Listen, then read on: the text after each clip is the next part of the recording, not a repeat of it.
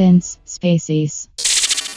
G'day invaders, welcome to Since Spacies, and this is episode number 19 of the Since Spacies show. We got no audio, hang on. Can we get a little bit of a sound check before we go on, guys? Yeah, they're chuckling away, so we are live.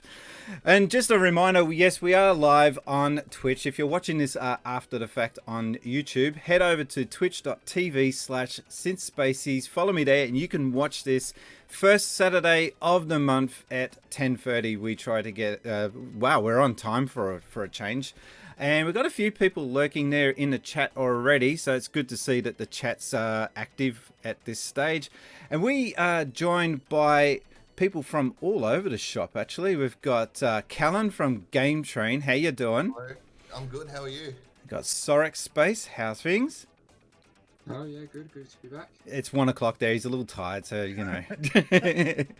We've also got the other member of the Game Train, Carl. How you doing? Hello, very good. Thank you. Thanks for having me. And the Chunt himself. Yes. How's things? Uncle Chunt. Fantastic. The one and only. Thanks for having me. And we've got Dave from Zilognmoto. Can you explain your channel name for me? Because I'm just looking at that going, what? You're like the Mega Drive guy. What do you mean? You don't know what that means? No. I'm drawing a blank. Is that a chip name?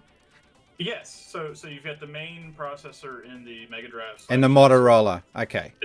Yeah. So there you go. Okay. You get the Z80 and you got the Motorola 68000. Not a problem. Alrighty. And now we've got a bunch of new faces, and I do my intro questions. We're going to start with Callan. Now, we've got a little bit of a history, despite the fact he's never been on the channel before. We were at PAX thanks to the Game Train, and I actually got to be on. It's like one of my proudest moments, and it was all thanks to this guy, who's looking very Sonic the Hedgehoggy at the moment. Is this a COVID thing or? It's a COVID thing, man. All the hairdressers and stuff here are shut at the moment. So Oh wow! I'm just letting it go. Like, Whatever. And sorry, getting caught up. This jacket hooks all the time.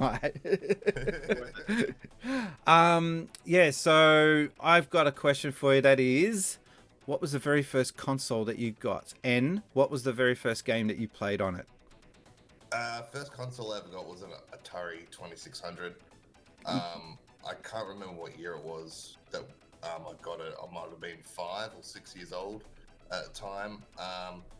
And Space Invaders was the first game that I got on it, so that was pretty much what I kicked off with. So yeah, a long time ago now, but it was for Christmas. I remember we're all sitting around there. We had a whole heap of family over, and me and all my cousins were just taking it turns at having goes at Space Invaders, and it was so much fun. It was so much fun. Okay, and what is your favorite game of all time? Jesus Christ. No pressure, just, you know, come up with an answer. Oh man, favorite game of all time? Tony Hawk? No. I don't know.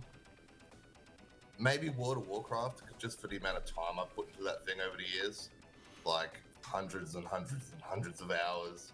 I love the world. I love the lore of Warcraft. And yeah, just to like, I love the old RTS games back in the day. I played through all them. And yeah, just to explore this world that I've been playing on RTS for years was just pretty incredible when it first came out. So I'd probably say World of Warcraft's one of my favorites. I've never touched it. Yeah, don't. It's cocaine in the game. Cocaine in the game. It's so addictive. And what game are you currently playing? I know the answer to this. Look, it's a little game called Tony Hawk Pro Skater. It's been remastered. It just came out. I did get like #1 in the world at one stage on a high score, which was great. So you can call me the former #1 world champion of Tony Hawk. He did screenshot it, so that is on record. Falling down the leaderboards a bit, but I'm a former world #1. And all that without cheating too, like unlike all that without cheating as Bullet well, Sin. Right. I'm calling Right. his name out, you fraud. Yeah. We know. But yeah, that's what I have been playing, and also Slay the Spire, which is a card game. which is an awesome card game. It's on Game Pass at the moment. If anyone's on Xbox Game Pass, so you can download it for free. It's a roguelite card game, which is a strange mix, but it works so well, and it is very addictive and very fun. So go check it out. Cool. Carl? Okay, so Hey. what was the very first console you got to play? Mine's same answer. Atari 2600. I really wanted a Nintendo because I played at a friend's place, but I think it was the only one in the country at the time because I was in the Solomon Islands, so there wasn't a lot of video games to play. So for us, that was like looking into the future. 2600s was the only kind of things you could get around. So Dad got me one of those, and we had this like huge bag of just games. I think there was like 20 games, 30 games in there, like from someone else's like secondhand hand-me-down or something that he got from a mate at the airlines he worked with. But the one that I started with and I still play today is a game called Frostbite. I love it a lot. I've got like a tattoo here. I don't know. No, he's got that's dedication. Atari, and then Frostbite himself is over here. He's upside down, obviously. He's a little fella called Frostbite Balian. You're coming out all pixelated at the moment, but if you could send that to me, I'm definitely going to put that in post edit. Oh yeah, I really loved it. It was kind of one of the unsung heroes. Like I did have Pitfall and some of the other sort of bigger games on there, but something about Frostbite, all you do is like jump up and down this little, a bit like Frogger. Okay. But instead of cars, there's like floating pieces of ice, and you have to jump down and collect fish and avoid the crabs or something. But it was so fun, and I still play it now. I love that game. It holds up really well. So, okay, I'm gonna have to look into that because I thought I was across most of the bigger Atari games, but Frostbite is definitely not one that's on my radar. So it's beautiful. I still have it over there, just hooked up. So I'm a big fan. 2020 still putting in sessions in. Okay. Yep. And your favorite game of all time? Don't say Frostbite. No.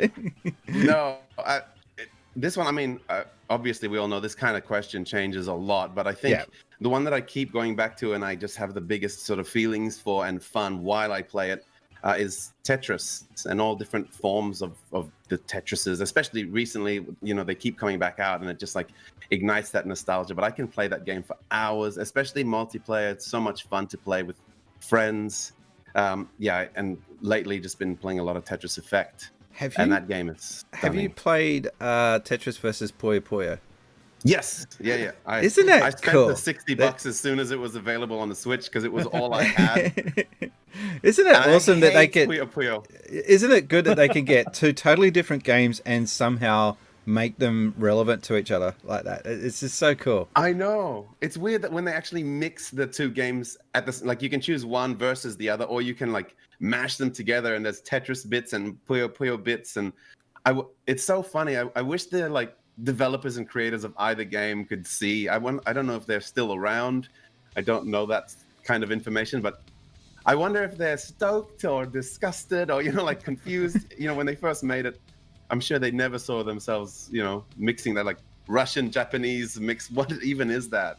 Well, I just had Emerald Rain just in the comments saying it needs also columns. Oh, nice. God. Yep, and some Luminous. And what are you playing at the moment? Oh, Tony Hawk. Definitely Tony Hawk. Yeah. Oh, wow. Is there a bit of a rivalry going on with you and Callan, or?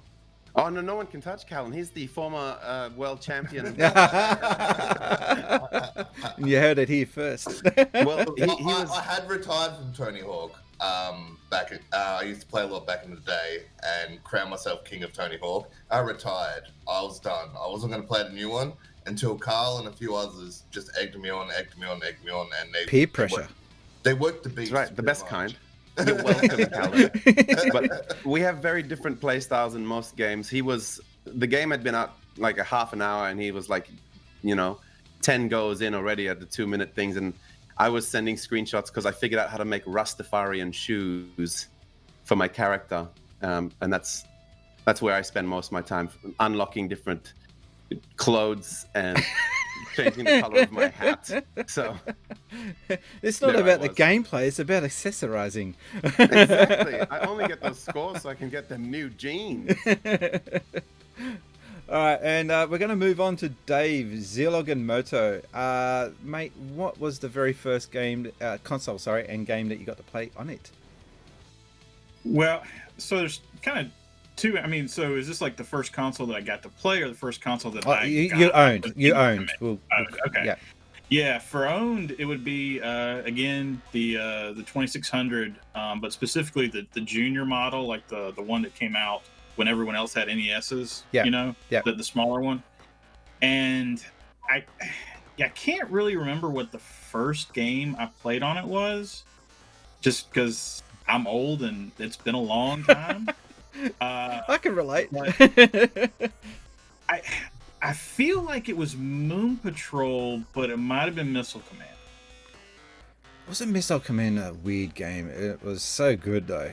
I don't know.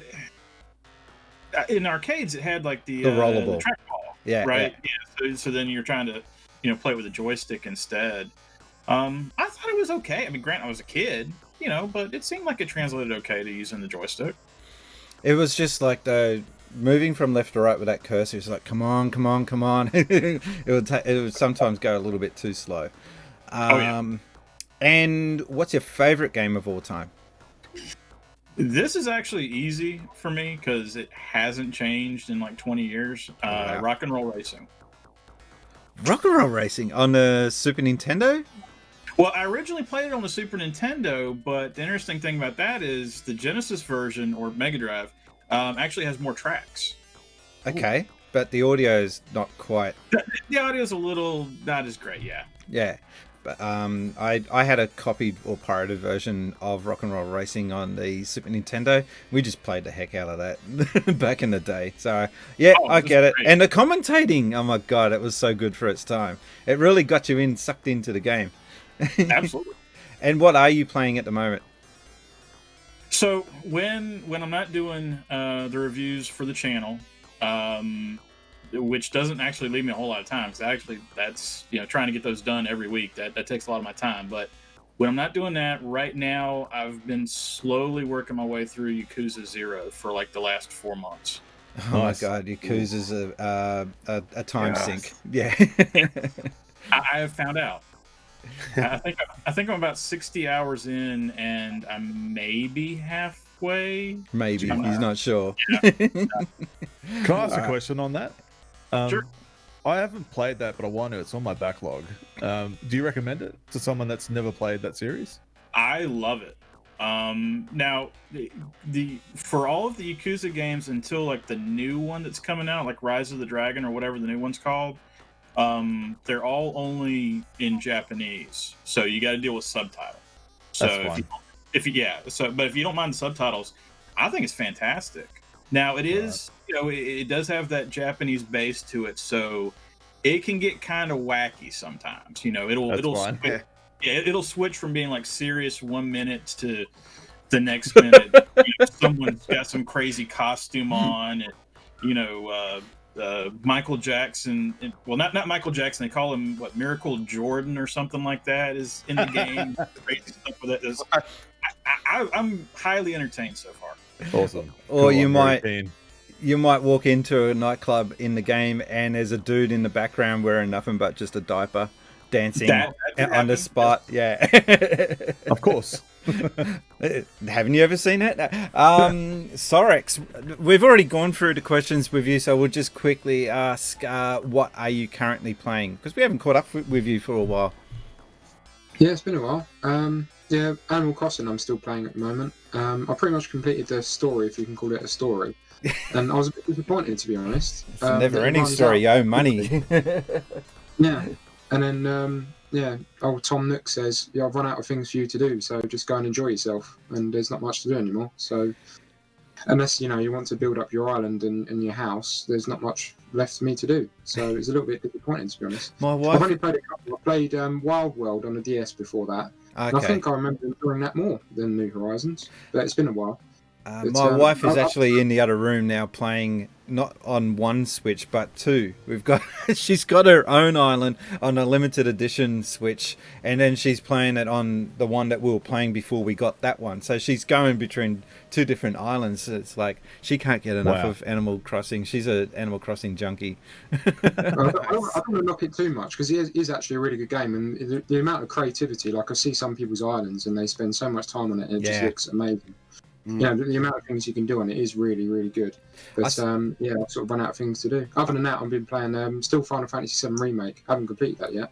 I So barely got quite touched far it. in Yeah. but not completely yet. I'm waiting for the big plot twist that's apparently different to the original game. So no spoilers, please. But I haven't got to that yet. But I heard it's different. So. All right, and Uncle Chunt, what have you been playing? I haven't actually caught up with your streams, I must admit. Sorry. No, it's been a while. No, it's all You've right. only just You're- you've gone back to the world of Twitch with your tail Yeah. between your legs. Oh, I hate it. I hate it being a massive hypocrite. No, I've been playing a lot of DC Universe Online. I've had my spark reignited with this game. I've been looking for that game. I've sold my Switch. Animal Crossing is no longer a thing, so I got this empty void inside me. I'm like, oh, what am I going to fill this with? And then DC Universe Online is there. I'm like, oh yeah, that exists. So I'm right back into that. 2 characters running on one on the Xbox and one on the PC. So yeah, I love it, man. Like that whole DC fandom thing that happened recently just really kind of hyped up my DC Comics nerddom. And yeah, it makes sense. It's free to play, and I paid a subscription for it anyway, so you can unlock a whole bunch of stuff. But yeah, just getting through a backlog. There's too many games to list. We'll be here all day. But this isolation, I've worked through like the majority of my backlog, so Wow. I'm feeling pretty good about it. All right, we've got quite a lot of questions to get through. Before we do get into the first question, just to let you guys know what I've been playing, Phantasy Star Online. I've just started playing that for the first time. Phantasy Star Online 2, that is. It's got dated graphics. I think it's kind of it's very Xbox 360-ish, which is kind of weird for a game that's supposed to be hyped up. I think that Sega spent too long getting that game to the West. It came out 8 years after release, and I think it just lost the point. But I don't know. I'm such a Phantasy Star fan that I will give it a pass for that on that. So I still play it, and it's got quite a lot of people online playing it now, and there are a lot of dedicated fans. So they do give the graphics a bit of a pass, and just there's some cheesy characters. Emerald Rangers was playing with me on that first stream, and there's this one Aussie character that you meet right at the start. He is a dickhead. He is just such a bad character. And Are you playing New Genesis? No, this is before that, I believe. Right, yeah, New Genesis is the upgrade for it, so it's a whole new graphics engine and stuff. I see. Yeah, So- Emerald Rangers is just saying the casino in the game is fun. Yeah, but that's not what I'm there for. That's all right. So anyway, like I said, we've got a lot of questions, a lot of guests on the channel, so this is going to take a while. So I'm going to get straight into it. Now, this seems to be a bit of a tradition. Game Boy Bryant is always now the first question to lead off. So if I can just quickly get to my questions, here we go. Game Boy Bryant, mate, what have you got for us? Brian again, so don't mind the dog, he's one of our little pets. Name's Brew. But anyway, question right now goes as follows. And this is pretty much a real simple one. Games, as they've gone along, have seemed to be partially more limited because they're trying to make them more like films. Which in some cases ain't a good look, if you look at how things have evolved over the years. So my question is, and this is the big one. When should they probably knock it off of the cinematic quality and try to focus more on the game side of things? As in the gameplay, storytelling, how you do it in that medium, things of that nature. Because storytelling in games have gotten better over the years. Can't wait to hear your guys' answers. And yeah, Bruce licking me right now. He just wants me to give him attention. Take care, Spacies. Thank you. Oh, wow. I've got to work out a way of recording the off-camera chat. No. No. That's the best The bits. off-camera. Yeah. This is what happens in off-camera stays in Vegas. All right, I'm going to go to the Brady Bunch view. There we go. All right. So, should games focus on cinematics or gameplay? Are we leaning towards a story too much and you're just sitting there watching cutscenes for hours on end? Any fans of, what's his name? Metal Gear Solid? Yeah. I've had a few games where the controller just turns off because the cutscene just goes for that long. Yeah. And you get them, and the message comes up: your controller has disconnected. Yeah. I might start with Uncle Chunt. What have you experienced with this? Do you prefer just look? Don't give me a story. I just want to hack and slash.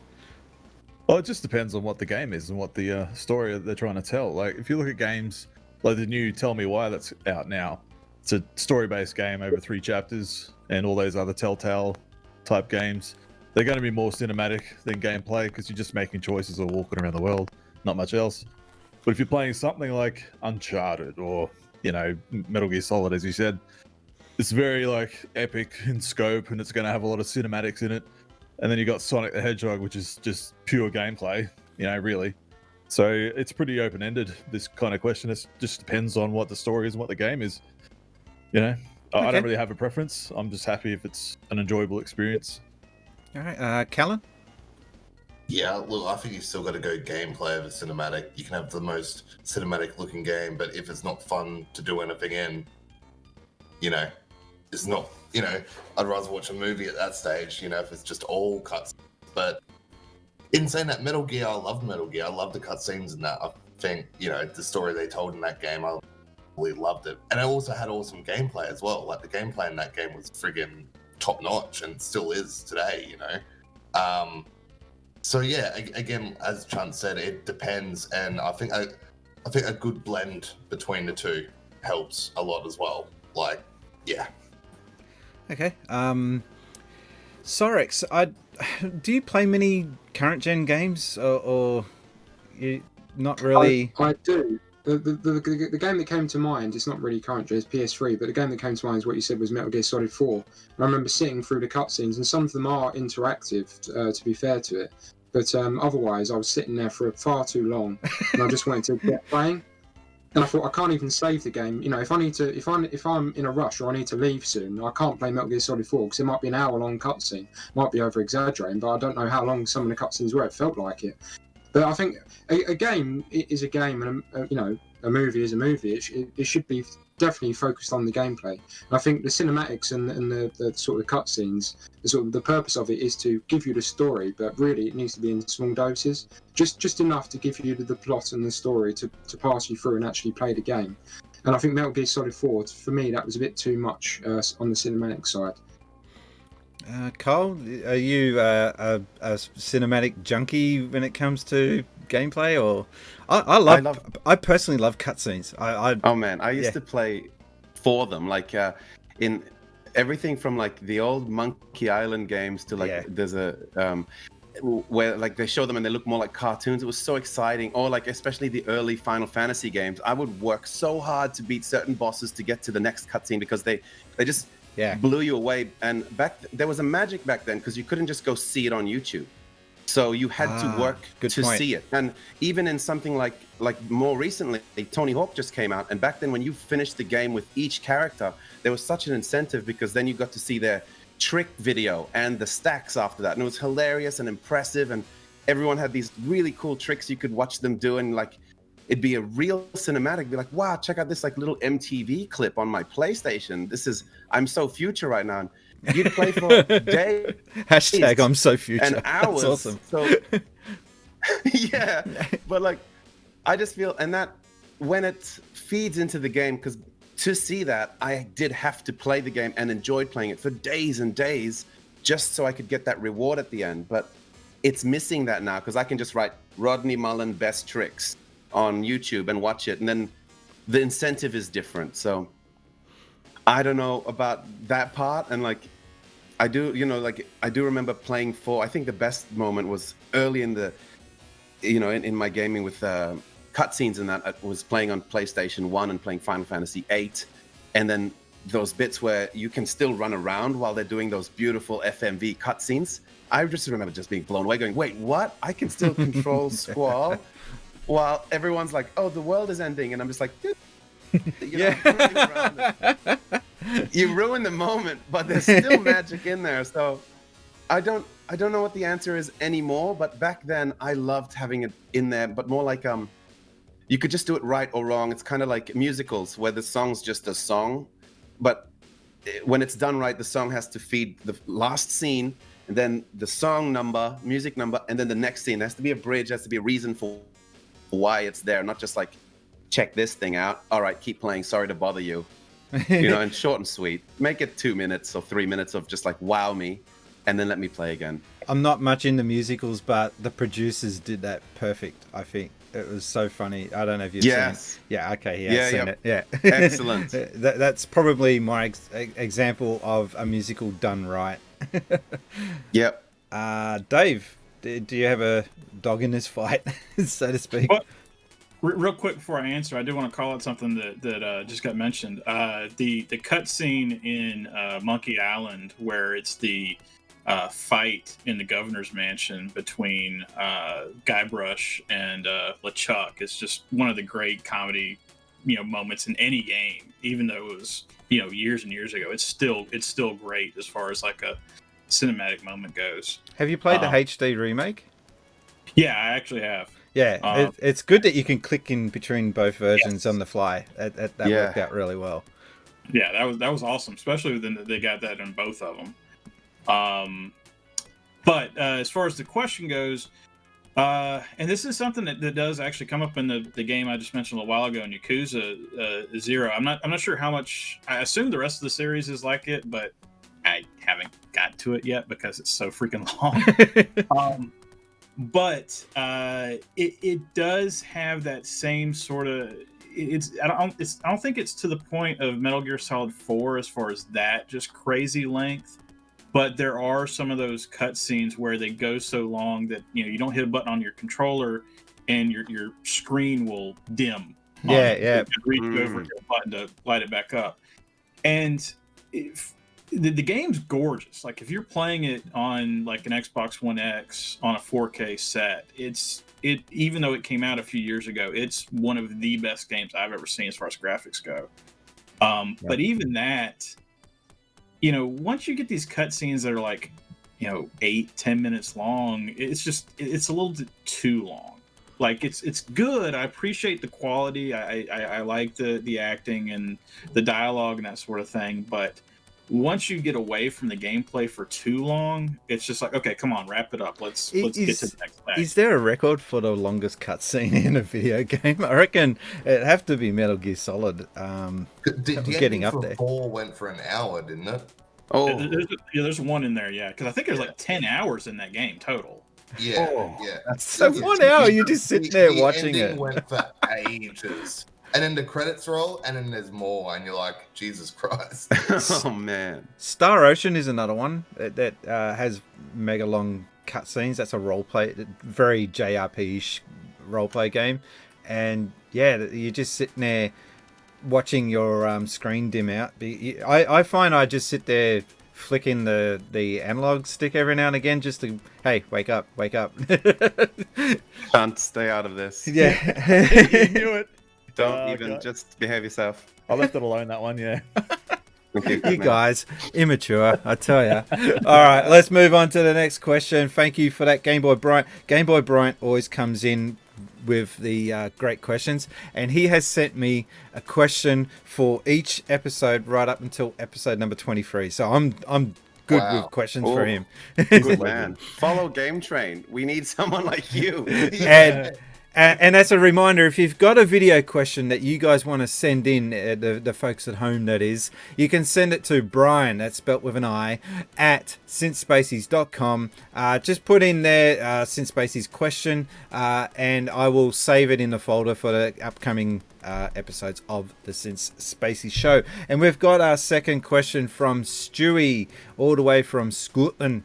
Stewie, what have you got for us? That's a crap accent I just did. Stewie, if I can get to my questions, what have you got for us, matey? question for your show. Hope everybody's doing all right and you're doing okay as well, my friend, after what happened. Just wanted to throw you this wee question. Now, I was just thinking to myself, what would be if a company director, or you're like a part of a gaming designing company, right? And you're like the kind of main game designing guy. And the company guy comes up to you and goes, "Hey, Brian," or whoever it is, we really need a mascot. You know, somebody to really lead this. You know, a really good game series, and I would love you to try and think up a design. So my question is, if you guys were kind of offered the opportunity to basically head a design team and say, right, this is going to be the mascot for this specific console. It doesn't matter whether it's next gen, retro, whatever. It doesn't really matter. I was just curious to see what kind of mascot you guys would want to try and create, you know, for that particular console. I hope you have an absolutely amazing show. Take care of yourselves, guys, and have a very good one. And I'll be having a couple of drinks tonight on your behalf. Thank you very much. Bye.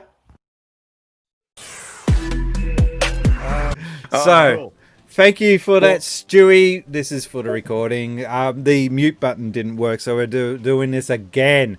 I was just suggesting before a wombat, because I figured a wombat has not really been done in video gaming, and I think you could make a wombat cool, and they're cool creatures. So, but do we even do mascots in 2020? Uncle Chunt, what have you got for us? Bring back the mascot. I want them in abundance, you know, except no Bubsy. So I'm a cat person, and Brian, you can appreciate that. You're a cat person too. And that guy right there is one of my first favorite mascots of the modern era, Blinks the Time Sweeper. The game is janky, but I love it. And it's created by the creator of Sonic. Yeah, 100%. So the design aesthetic is there, and I love it. So I'd like to see another one like that, but one I mentioned was Gory Cuddly Carnage. There's a demo on Steam now. If you go play it, it's batshit insane. I had a lot of fun with it, and you're a cat similar like that. You've got like a goggle kind of skater kind of space cat aesthetic, and you've got like a hoverboard that's got blades and stuff on it that come out of it, and you're like chopping up unicorns left and right. They're like monster unicorns and stuff. And it's very crazy, and the ship is hilarious. You've got a spaceship, and it's really funny. I can't wait for the full game of that to come out. But if I was to make one for myself, I wouldn't do a cat because I've already got two that I like. I would probably go like a koala or a polar bear or something. He's been thinking about this. I designed one some years ago based on a koala, and instead of making him lazy, he's just like this real aggro kind of jumping down on people and throwing like pumpkin grenades and stuff like that, or pineapples, you know, and stuff. And he's got like a belt full of them, and he's like radioactive kind of hyper stuff, and he's got his face paint and stuff. That was like about 5 or 10 years ago. I need to see this. I want to see this. It was pretty good, but otherwise it'd be like a polar bear with like a big like steel baseball bat or something, clubbing seals, you know. Real current. That's, you know, off the top of the head, that polar bear one, but I actually like it. I do something with that one. But yeah, that's probably what I would do. Or a cat, another one. More cats, please. Carl, what have you got?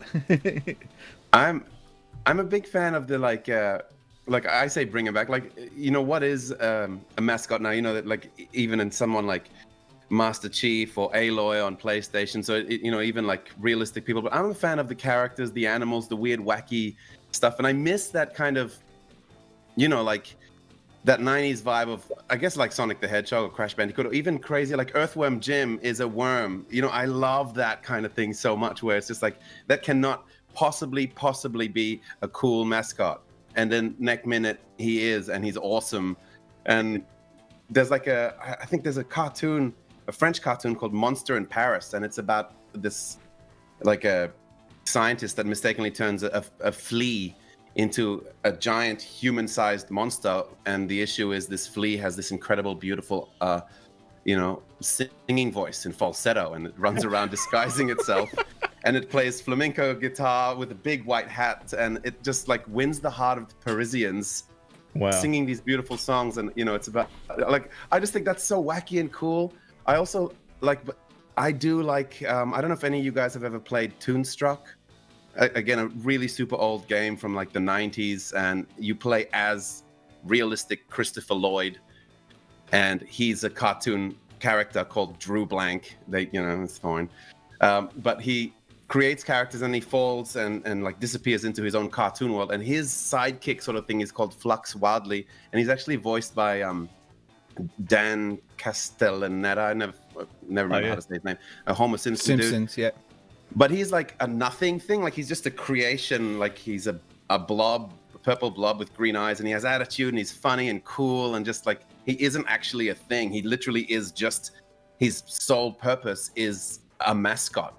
And I think that's really cool. I wish I was sort of creative enough to think of that, but that's kind of, if I had to create something, it'd be something like that wasn't even a thing in the first place. Just all he is, the definition of him is a mascot. And yeah, look into Flux Wildly for Toonstruck if you're curious, but I think he was really cool. I love that guy, but if I could think of something like that, it'd be there. I'll just, before I get on to Dave with this, Uncle Chunt, your name is causing all sorts of problems in the chat. It's banning your name from being used. Oh my goodness. Emerald Rangers, can you get on that and allow the term Chunt? Be careful in the spelling. Dave. Okay, so follow me on this a little bit because obviously we got people from all over here, so this reference might not, I don't know if this makes sense or not. I'm originally from South Carolina, and the University of South Carolina mascot is a gamecock, which is like a fighting rooster, essentially. Of course. So I was thinking sort of like the Sega game Dynamite Ducks, the brawler where we rock around and it's like Double Dragon but with birds basically. And I was thinking about that, and like the scenes in Family Guy where it's the giant chicken fighting Peter. So just thinking of a game like that where you've got like a rooster that's just going around and it's just ridiculous fighting game type thing. So that's what I would do. Now of course we can't have gamecocks in 2020 because it's not politically correct and you can't hurt animals and that sort of thing. So, but if I could, that's what I would do. So your answer is a big giant cock. Fair enough. Sorry, mate. Sorax. Well, I was influenced by Game Train. Now I thought maybe just now off the top of my head, Splat. Just have a like with a splash of paint. Just have that as a character with eyes. Yes. That'd be good. Just nice. Because because similarly to what he said as well, it's like there is like an emphasis on sort of real life and sort of realistic characters now with like Nathan Drake and Joel and. I'm over it. I'm really over it. I really miss the days of the 90s with the likes of Sonic and all of the colourful and more happy things. I recently did a video with Retro Break, or like a collaboration. We were talking about mascots and why we love retro gaming. And mascots was what came up, like why we love retro gaming. And I really miss those colourful, sort of more happy themes of retro games, and I think mascots are a big part of it. So if I was to make a mascot, I would sort of make it more colourful, more child-friendly, platform-friendly as well, because I'm a big fan of platform games. That's why I love games today. My first game was Sonic the Hedgehog, so that's why I love Sonic and platform games. So I'd sort of make it, it doesn't have to be, I'd make it sort of an unusual animal or something completely different entirely, like Splat, as I just came up with there. Yeah. Just something completely different. And Callan, do you have something on this, or? Yeah, sure. Here's one for you. Ivan the Ibis, and his beak always gets him into trouble. Beautiful. Nice. An Australian Egyptian game. Okay. All right. I can see that. We do need to get through these questions quickly. We're up on question 2 now. All right, thank you very. Yeah, we got 8 more to go. Thank you very much. And now the next one is from the Kaka Storm. I love this guy's name, the Kaka Storm. Now, if I can get my questions back up on the screen, here we go. And this time, I hope the mute button works properly when we kick back in. The Kaka What have you got for us? Space Cadets, screw your Uncle Kacker again. As a kid, I didn't have much cash, so games and system upgrades, few and far between. So these days, that carries on. I still play a game until I feel like I've got my money's worth. Some people define that as length of the game. Some people define that as the different things you can do in the game or the number of collectibles you've got. What's that defining point for you? When have you got enough of a game? I think for me, Sorry, I'll go for Halo 3. I think was one of the most value-loaded games that I've ever bought. Played it to absolute bits, and they kept delivering new maps and they kept delivering new experiences to play in that game. So for me, the fact that the game got supported for so long gave me a sense of value in that game. So I guess in that, what's probably one of the longest running supported games, service games, if you know what I mean, like World of Warcraft might be one such example.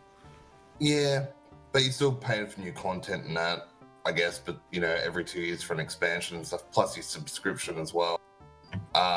Okay. But then, yeah, you look at time versus money in terms of something like you look at a movie. You pay $20-$30 for a movie or whatever. It goes for 2 hours. You pay $80 for a game, but you might get 100 hours of content out of it. So you could look at it that way. And also, as people in chat are saying, is the fun factor as well. Like, if the game is super fun, but short, it might only be like a 2 or 3 hour experience, and you pay $60-$70, but you're still like, wow, I really, really enjoyed that. That was a great time. You still got your money's worth in a way. That makes sense? Yeah, like, totally. Rather than spending like $80 on something and going, I hate this. I spent $80 on this and I absolutely hate what I've just spent my money on. I did that recently. It was called Paper Mario. Oh, have you played Metal Gear Survive, anyone?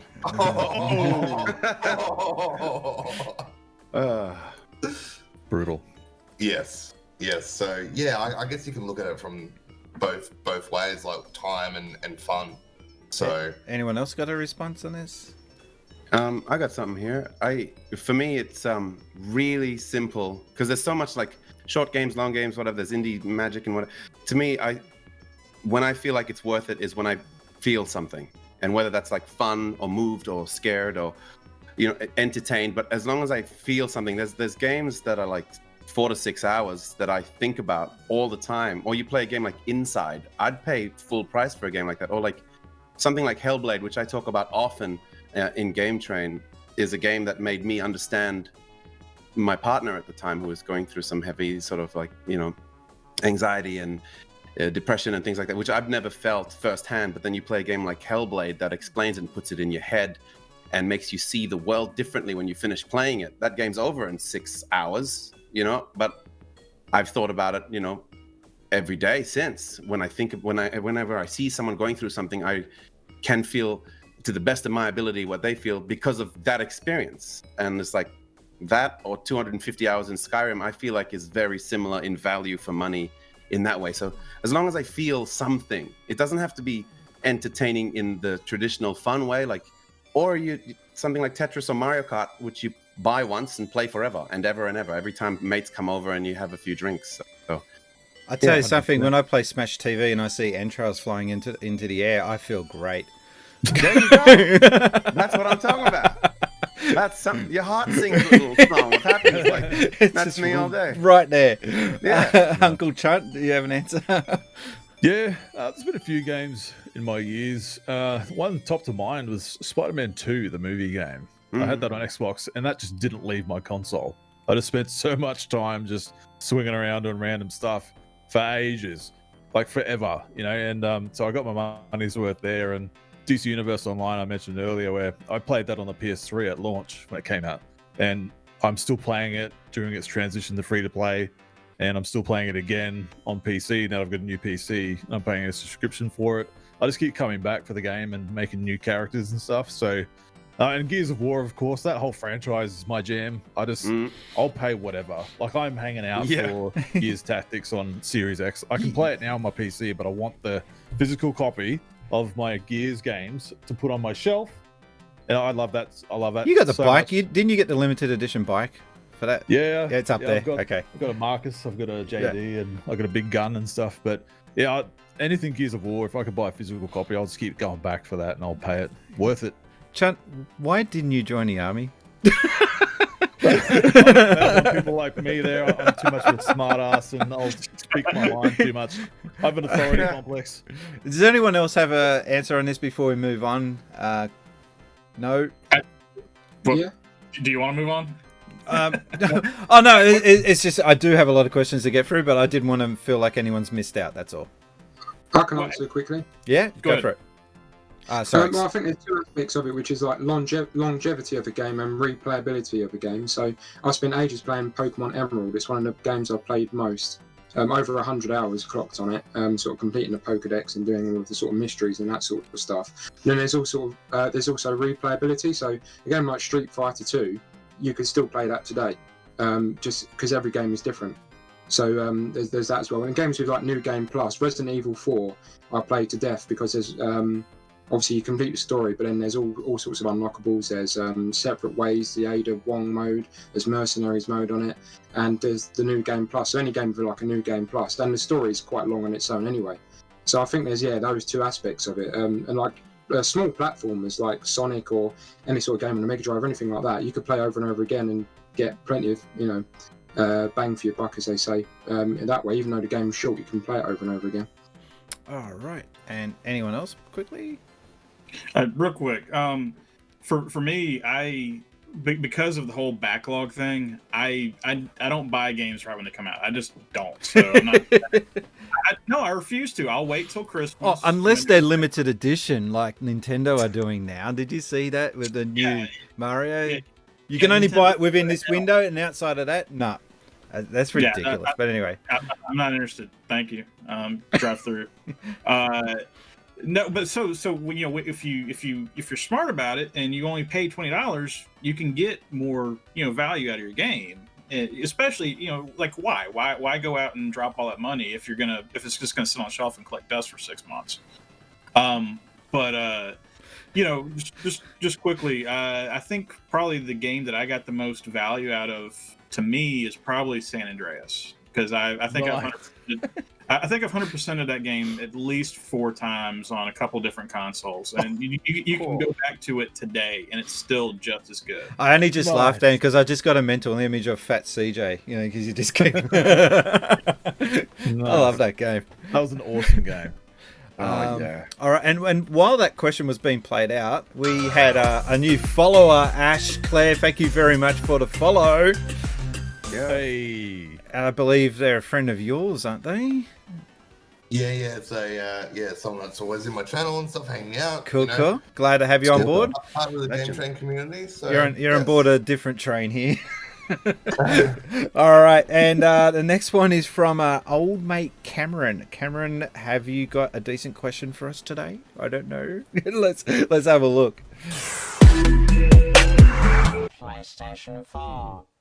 And my question for you today is that, are you going to buy my console, the PlayStation 5, straight away? You going to pre-order it? Or are you going to sit on the fence and wait a couple of weeks or maybe a month or so after the new console, the PlayStation 5, comes out? Or Xbox Series X? But as we all know, at the moment the Xbox Series X sucks. Sorax, are you doing all right over there, mate? You hanging in there? Mascot. Show him a picture of a mascot. Oh, wake him up. Cameron, you had a good one there. How did you get your PlayStation to talk, though? I'd like to work out how you did that. Drugs. Yeah. I like how he says at the end, because everyone knows that Xbox Series X sucks. And it hasn't even been released. How do you know? How do you know? It could be an absolute gem of a console. We do not know. And anyone that's... I like when you go to Twitter and you ask and you see these questions. What's insert modern gen, new gen console going to be like? Is it going to be able to do this and do that? And people answer. They're full of crap. They don't know. No one knows anything about these two new consoles. So, yes or no? We'll fly around this one real quickly. Get on to the next question. Are you going to be buying any of the new consoles day one, or are you going to wait? Callan. PlayStation 5 day one, or wait on the Xbox. Okay. Yeah, you wanted to fly around. Yeah, sorry. I could go into more detail if you want about why, but no, I ain't got time for that. Sorax. We'll take the yes. It's time for my bedtime, so consider me. No, I've got a router, I've got a fridge, so no. Carl. It's a yes for me. Only because they kind of forcing me to do it because all the new games I can't play on my old one. So if I want to review it, then yeah, gotta have one. So what are you getting? PlayStation 5 and also Xbox Series X on day one, both? Yeah, PlayStation 5 definitely on day one. Xbox, they've told me themselves that I can wait if I want to. So I'm thinking about 100%. Doing that. But they said if you want, you can wait. You don't have to buy a console. We don't care. So that's very kind of them. PlayStation said buy us or get out of the conversation. So I've been bullied into that. It's a very interesting marketing pitch that Xbox are doing. We don't really want you to buy our console, but could you please do it anyway? They're like, do you have Game Pass? Oh, good, then just do whatever. Just get a mobile phone. Are they on drugs over there on Xbox? I think they're rolling around in their Scrooge McDuck money thing and just kind of can't really think about anything else. Yeah, buy the new box. We don't care. Whatever. Yeah, don't. Man. Get the PlayStation. We're gonna put Game Pass on that soon, probably. I know Uncle Chunt's answer on this, but Uncle Chunt, humor me. Yeah, Series X day one, boy. Xbox just want you in their ecosystem. So whether you're on PC or mobile, you're still playing Xbox. That's what they exactly about. But yeah, I want the actual box in my home. I love it. The monolith. I can't wait for it. Nice. Yeah, but as for PS5, I might wait till late gen, maybe. I don't really have an interest in many of their games. So, but yeah, day one Xbox, 100%. All right, and Dave? Hi Phil. Hi Phil. You're on talking terms with mate. First name basis. Oh yeah, 100%. Philo. In Phil we trust. Dave. For the PlayStation, the short answer is no. The long answer is no.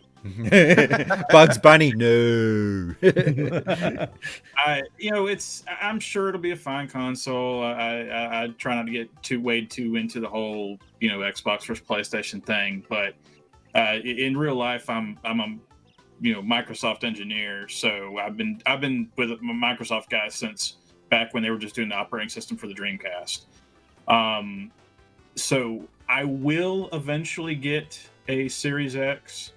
But again, right now with the backlog, I mean, there's no point in buying it on day one for me. I will get one, but I'll let all the other, especially if there's going to be a shortage this year as far as COVID and all that goes. Let all the people that actually want to have it, you guys go ahead and get it this Christmas. I'll get mine next spring or something like that. Well, thanks for that. I appreciate that. That's for you, Chunt. Yeah, thanks. I'm a day one Xbox Series X person because I was a day one Xbox One. I've got that on the controller, day one 2013. I noted that the Xbox One has had a rough ride, but I stuck with that console. I enjoyed the Xbox One ride. Yes, they could have done a lot of things better, but for the most part, I feel like I got my money's worth. I was slightly disappointed, though, in the last generation because it wasn't the big leap that we got from PlayStation 2 to PlayStation 3. It felt like this generation didn't really push much, I don't think. I know there's going to be people that disagree with me, but my personal opinion is it just feels like slightly better Xbox 360, PlayStation 3 games. But the new generation, I think, is going to really open up a lot of different potential and opportunity in storytelling and gameplay, because Ratchet and Clank is the only game that I've seen so far that they've shown and I'm sorry it's not an Xbox game, but it's the only game that I've seen that shows the true potential of what this next generation is going to be, where you're just playing along and then all of a sudden a rift opens up and then bang, you're in another section of the game, no load screen, you're just there and you're just zigzagging in and out of different sections of the game with no holding back, no corridors to load in the next screen, none of that. And that's going to be, and the Xbox One is going to handle that with no problem. I've seen a lot of people trying to say, oh, but the PlayStation 5 is going to be, no, both these consoles are going to be able to do what the developers are going to try and milk out of these systems. So for me, it's not about which console you get, it's about the environment. And I love achievements. I'm sorry, I'm just an achievement whore. So Yeah, that's fair. and I like Xbox Live's eco system. So anyway, this was supposed to be a quick answer. Day one, PlayStation Xbox Series X, but PlayStation 5, I might get it maybe a year down the track. That's my response on that one. Thank you for that question, Cameron, and he's talking PlayStation 4. Bitvault. Now, this is a recycle question. Guys, please get your questions into me. I don't want to be recycling questions. I like fresh, minty content here on the Spacies show. Don't forget you can send your questions to brian@synthspacies.com. But this is a question from a while back, and I just thought I'd drag out some of these older questions that were really good and just see if we can get a fresh take on them. So the Bitvault, who I think he's changed his name actually. The Bitvault, what have you got for us? This is question number 5.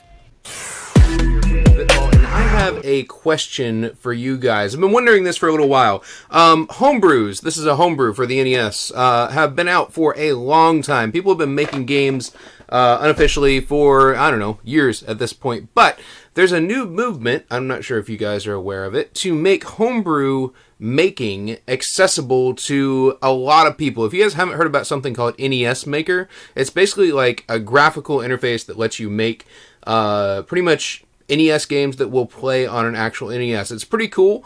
Reason why I know about this is because they just had their Bite Off, which is their first competition for basically users with no experience to make a game from scratch using the software. So I guess my question is, with stuff like this happening and these games actually being pretty good, is there a new market that's emerging for people to actually make their own games for these old systems and have other people play them? And just thought it was worth talking about. Thank you for that, Bitvault. I love your room, by the way. Not enough Sega in there, I must say, but I'd take it. I don't really play enough homebrew. I wish I did. What do we define as homebrew though? Like, is this like a game that's been played by a developer that's got, I mean, technically you could call Stardew Valley homebrew because it's just made by a dude. So I guess what his question is though is, do you play homebrew on older consoles? Does anyone here do that? Like Coffee Crisis is one that comes to mind. Yeah, I've got that. Honestly, it's this was like game of the year last year as far as the Mega Drive. Hang on, I'm gonna blow that up. I can't see it. Oh, Xeno. What is it? Crisis. Xeno Crisis. They Okay. released it later on their Dreamcast as well, didn't they? As well. Yes, Dreamcast, Neo Geo, but my point between showing that off is, if you put out a game like that, but then you also make it available on the modern console. So, they ported that to Xbox, they ported it to Switch, all that sort of thing. So, if you've got it, you've got an absolutely awesome game for the Genesis or Mega Drive. It's Smash TV on horse steroids. It's amazing. And Is that written on the box? it should be. Marketing material. Nice. It sounds fantastic. I mean, if you think you've heard good music on the Genesis, or if you don't think the Genesis can do good music, play this game. But my point is do the release, put the game out, put your version out on Super Nintendo, put your version out on Mega Drive, Genesis, whatever, but also make it available on the newer consoles so that you can get the newer players in there and make your money. so that you can actually, make more of these type games. Yeah, that's a fair point. I'm kind of interested to see what you can milk out of a Mega Drive or Super Nintendo now in 2020. Like, and it kind of gives you an insight as to. I mean, I would love to see someone make a new Street Fighter 2 on the Mega Drive and see, could you have made it as good as the Super Nintendo version if you really tried? Someone did try to do that. It's kind of there, but not really. But I would love to see a major developer just do it. I don't know why, for shits and giggles and nothing else. I do think that the Mega Drive could have done a better job with Street Fighter 2 if it just had some love and attention. Capcom just poo-pooed on the Mega Drive for whatever reason, money, maybe. But does anyone here has anyone bought Tanglewoods on Mega Drive? No, look, I was going to mention Tangle. Oh, sorry. Sorry, go on. Go on, Chunt. Go, Chunt. My experience with Homebrew would be, or at least my understanding was, and I could be completely wrong, was people taking old games and patching them with new assets to make a new game. Well, that was my understanding of what Homebrew was, and then putting it out. But I've come to realize over time that people making brand new games, like from scratch on older hardware, or to run on older hardware, that's where I can see it being a valid thing to put out to market.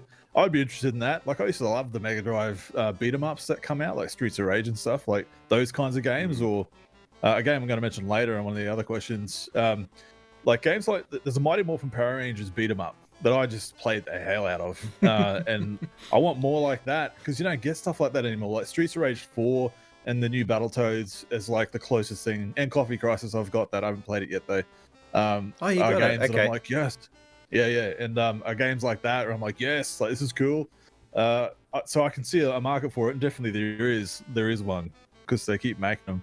But yeah, like I'm not a fan of the ones that just patch old games, like a Mega Man game, and just puts like their own little head on it, and just call it a new game. Like, Yeah, that's just what it's like. But people do that, I know, and, I know. and it's like, nah, man. Yeah, but yeah, that's my knowledge of it. Emerald Rangers is saying that he's looking forward to Super Nintendo Sonic. I actually would love to play that, because from what I've seen of it, it looks like they've nailed it, and it's. Could you imagine if that game dropped during, like, if you showed screenshots of that during the 90s, that would have just set playground arguments. Like, there would have been punch-ups. Made for was it the Commodore or something, Brian, that got taken down by Nintendo, something like that. That also was a thing, yes, and that was. I mean, hang on, I just happen to have this sitting here. There's an image that would burn retinas. Oh, Wow. And it actually works quite well. The only thing that's bad about this is the sound. The music has not been done quite right, which I'm not sure why. The Mega Drive could emulate the NES sound quite well, but it plays tight, and it's just weird seeing games that should not be. Yeah. Yes. Yep. So, Sorax, did you end up buying Tanglewoods? I would have figured you'd be like the first candidate for that. I was interested in it. I was looking at it, but I don't know. I couldn't justify the price. It was quite expensive for what it was. I think it was about 50 quid, and for one game, it's quite a lot for a Mega Drive game. Yeah. I am still interested. I might pick it up, and it did look interesting. I'm certain. To answer the question, I do think there's a large market. I think anyone that's sort of into gaming, like from my age or even before onwards, if they release a new game for an old console that you love, you're instantly interested in it. I'm interested in Tanglewood, Xenocrisis, like what Dave brought up. I think that's brilliant. Also, there's a game coming out called Super Jetpacks DX on the Game Boy Color, which Quang from Asobitech is making, for the Game Boy Color. Oh, is that the Space Harrier type? Is that the one? Yeah, and shooting stuff. But I do think there is a large market for it. Any game that's released now on an old console I love, I would always be interested in. So I think it definitely would sell still today. All right. Well, we're going to move on, unless someone else has got something to add to that. No. Alrighty. Thank you very much, Bitvolt. And this next one is a rehash question from the top loader. This one might cause a few fights. Here we go. I remember Spacies himself saying that the Mega Drive has the best sound in games for him. But in my personal opinion, I've got to completely disagree, Spacies, as you would obviously know that before I'm going to say what I'm going to say. So, I say to you people out there, firstly, what do you actually does think have the best sound? The Mega Drive or the Super Nintendo? And if you were to choose a game to battle against another game from those two consoles to battle it off in this sound contest of the chips off, what would you choose? I personally would choose the soundtrack from. I don't think there's anything on the Mega Drive that sounds as good as Donkey Kong Country. I don't think there is one game on there that sounds as good as this. But, you know, that's just my opinion, and I know how much you guys love my opinion, or love hearing about my opinion. If I was going to stand there and talk for all day about my opinion, we could make this a longer video than 1 minute, which is what he actually wants us to say for the amount of time for his videos, is 1 minute. That's all he's given us to do, is 1 minute of his videos. But you know what? I'm not going to ramble. I just want to say one more thing. Don't cut me off. And do you really think... Yeah, I just cut him off. I cut him off. I can't. I'll fix it up in edit, but it just goes too long. And he goes, oh, "Don't cut me off." Sorry. So, Super Nintendo, Mega Drive. He's already told you guys my answer. And my prime example of why the Mega Drive I feel can handle music better than the Super Nintendo is Musha Released, who is the composer, is actually subscribed to my channel, so kind of influenced in that way. It was just always my was always my favorite game back in the days for the music, and to have him later subscribe to my channel is just like a dream come true. So I would imagine Dave has got an answer on this. It's in his name. I mean, so it comes down to personal preference, right? It's two completely different types of technology. Super Nintendo's PCM sound, the Genesis to Mega Drive's FM sound. You know, some people like the tones that are produced on the Super Nintendo better, and if you do, then you know you're gonna have your classic soundtracks like, you know, Final Fantasy VI and, you know, Chrono Trigger, all that Nobuo Uematsu stuff. But for me, I still have to prefer when it's done right. Now, this is very, you know, you do have, you can screw up the Mega Drive sound really, really bad. Kid Chameleon. You know, but if you leave enough space to have proper waveforms for the FM sound, so if you got a big enough cartridge, that's the whole reason why the Genesis Super Street Fighter 2 was 40 megs, because they needed all that extra space for the music and the sound effects. You know, you can have something that's decent. It's just, you know, whose hands is it in? Do you have a Rob Hubbard, or do you have Kid Chameleon? You know, it's. And yes, I'm a big fan of Rob Hubbard. I love the soundtrack to Road Rash 1 and 2. I just thought that, and also EA Hockey, that intro music, that just sticks in my head. But I mean, the Super Nintendo Donkey Kong Country, the water level, that's sublime. That is really cool to listen to, and it's hard to believe that that's a 16-bit console. So that's what I love about the console war. That both contenders had some big solid headers to throw forward. We've got G to the next level watching in the chat. How you doing there, G? And he's answered, anyone who thinks the Genesis can't do great music needs to listen to Vapor Trail, Gauntlet 4, Thunder Force 4, and the Power Rangers movies OSTs. Yeah. Okay. Yes. Yeah, nice. Yeah, that's where I was going to go. So, I'll just take it then. Look, I'll give examples for both that I can have that immediately come to mind. Yes, the Power Rangers game, I mentioned that earlier. Some of the best sounds and music on that console, for the Super Nintendo in particular, in my opinion, is that game. But Killer Instinct, that soundtrack and the sound effects in that game should not exist. Like, it's just insanely good. Where I used to just listen to the soundtrack, it was amazing. I couldn't believe what that thing was putting out. And yeah, Donkey Kong Country 2 is the other one that comes to mind. Ooh, Yeah. The so music good. in that game is just stunning. Yeah. But on the Mega Drive, I think for me, the apex was like Sonic 2 and 3, or Sonic and Yeah, Knuckles. Like Sonic 2. those whole run of games, it's like, how can no other Mega Drive games sound as good as those? You know? Yeah. Like every other game, it's like it's either down here or kind of there, but they're just like nailed it. They just pulled everything out of that console. But yeah, like the Mega Drive is more grungier and a bit more dirty in the best way Yeah. possible, and Super Nintendo is more kind of clean. That's just how I kind of see them both. But I don't think there's one way to say it. Like personal preference, as we already discussed, but so many good examples. Yeah, quick story just to break in real quick. I had a family friend that actually ran a music studio up in Nashville, and years ago when Lightning Force, Thunder Force 4 was out, I was up there, little kid playing or whatever, and he looks at my Genesis and he sees it. He's like, "Oh, you got a headphone jack in the front there." It's like, yeah. So he's like, "Give me a second." And he goes and grabs a cable to go wire it up, and he's got this giant stereo. So all of a sudden, you've got Lightning Force coming out, and That's awesome. That's metal awesome. soundtrack. It was amazing. Did you get that on Sega Ages, the Switch? And no, I'm not on the Switch. I'm still playing the original one. Oh, well, okay. I'm fine, thanks, he says. I passed up Thunder Force 4 in Japan, and I still kick myself to this day because I had already just picked up a whole other stuff, and then I saw it on the way out, and I'm like, oh man. It was $80, which is a fair price for it these days, boxed and Japanese cover. Yeah, but anyway, back to the music side of things.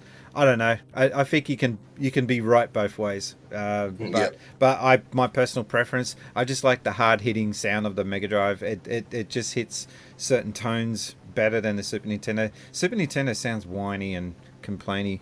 There's something like live music about the Mega Drive. I don't think there's sort of two distinctive sounds to each console. I think Super Nintendo's like more orchestral and more melodic. Yeah. Melodic rather than melodic. And more percussion based and like what Chunt said, more grungy and hard hitting and powerful. Yeah. So to give examples like what Top Loader asked for, I would say Earthworm Jim is better on the Mega Drive. Oh, But as we definitely. mentioned before, Yeah. Rock and Roll Racing, I have to admit, as a Mega Drive fanboy, that the Super Nintendo knocks it out the park. Yeah. For that soundtrack. But then you listen to Doom on the SNES, brilliant, and then listen to it on a 32X. I don't know what they were doing. I don't know if you've heard it. Oh, true. I haven't heard that. Noise pumped out of that system. I don't know what they were doing. But I do think it depends on personal preference, but I do see those distinctions between them. Where I do overall prefer the Mega Drive.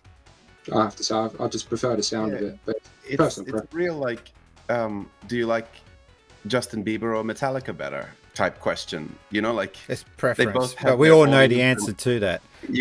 Well, I mean, Justin, Justin Bieber. yeah. I prefer a Justin Bieber cover sung by Metallica than vice versa. I think that might be. Oh, that is an awesome idea for a challenge. To Right. get both bands cover each other's track. That is an awesome idea. Has that been done? I don't know. I think that should have been a COVID project that artists should have done. Like the To bigger get artists Justin out there. Bieber to sing as Enter Sandman and get Metallica, Hey Baby Baby. Oh, that could. Or Slipknot could do a good baby cover. I think. All right, well they do. Wiggles Yeah. good.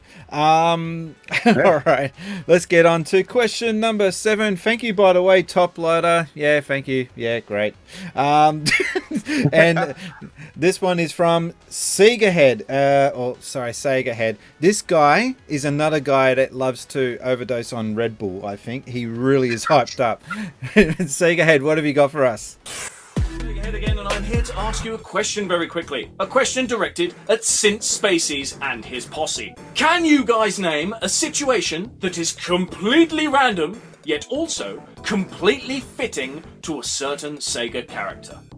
For example, Imagine in Star Wars, the battle against the Death Star. You got the Millennium Falcon, you got X-Wings and a bunch of other spaceships all shooting at the Death Star. Wouldn't it be awesome if all of a sudden, Opa Opa came along, blasted the hell out of the Death Star and he saved the day? Hooray! See what I mean? Completely random situation, but fitting, because Star Wars, space, battles in space, Opa Opa, spaceship, blast stuff up. There you go, makes sense. See if you can think of something random but fitting for, say, Alex Kidd, or hell, Sonic, whatever comes to mind. That's my question. I'm certain no one else would have asked it. I'm running out of time. Thank you very much for watching all of my stuff within this video. Thank you very much. Goodbye! We're getting sidetracked here. Uncle Chunt, you can kick in with this one. You seem to already have an answer. Oh, I don't actually, but he's just getting sidetracked with Sandra Bullock. I was thinking of Sandra Bullock. Now I've just lost my answer completely. So, the movie crossover with the Sega character. I really liked Shadow Dancer, so I'd probably put him into something like a Steven Seagal film. You know, just real cheesy '80s kind of revenge story. Like, I'm a big fan of that kind of stuff, and have the little dog, carrying along as well. I don't see much of that happening these days. Like, ninja movies are kind of dead, and I used to really enjoy those kind of things. That's the first one that came to mind. Unless you want Ristar and Sega Rally or something in like Fast and Furious. I don't know. I'd have to go Gilius Thunderhead teaming up with Conan. Whoa. Yeah, or something along those lines. I was going to say Gilius Thunderhead in Terminator, just because that would amuse me. Just him as the Terminator. Who? Gilius Thunderhead as the Terminator. You're a little short to be a Terminator, aren't you? I just think Sega are wasting that IP Golden Axe. Like, it is such a good back. I mean, it's obviously just meant to be Conan. There's no getting away from it. But they could just make it go off into being its own thing, and Sega just sit on it. They don't do anything with it. It just kills me to see that. Metroid. To see that we don't have a new Golden Axe game in 2020, it just, I don't know. Don't you like money? Is that what it is? Yeah. Give me a Golden Axe Dark Souls game. Oh, oh yeah, I can get behind that. Watching it, I think that'd be great. That's pretty logical. In terms of the movie crossover, I'd like to see Sonic and the Flash team up. Oh my god, yes. Nice. That's a good one.